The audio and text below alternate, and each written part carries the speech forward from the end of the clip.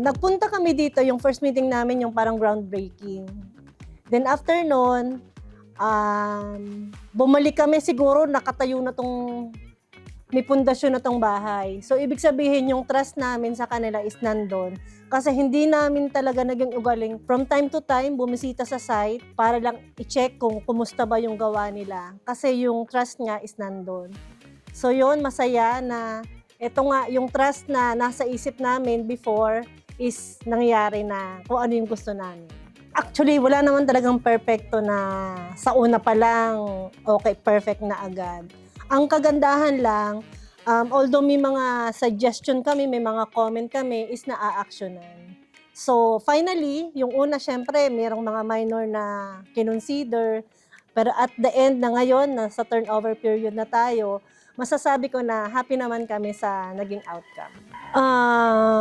Totally wala naman kasi syempre mas forte nyo yan eh. Andyan yung engineer nyo, andyan yung mga architect na magagaling.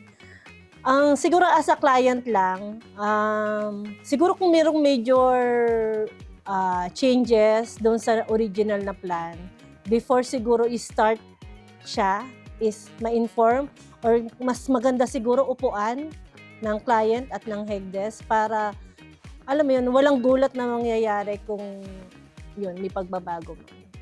Actually, eto na nga, hindi pa tapos yung project, nasa turnover pa lang. Even before, siguro ano na to, 1 month, inano na agad namin si architect na bisitahin yung isa namin, sana maging project din nila.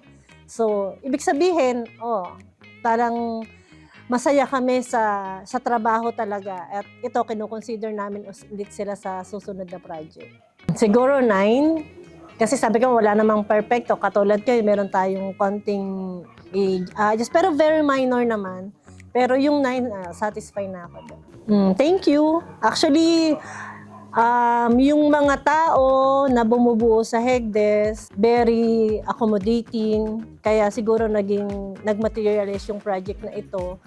So kung ano yung orientation ng mga tao, yung service-oriented, so nakakatuwa na every time na may tanong kami, open yung communication line, na parang wala akong, alam mo yun, wala akong inquiry or Viber message na hindi nasagot on time. Palagi silang present. Contact us today for more information.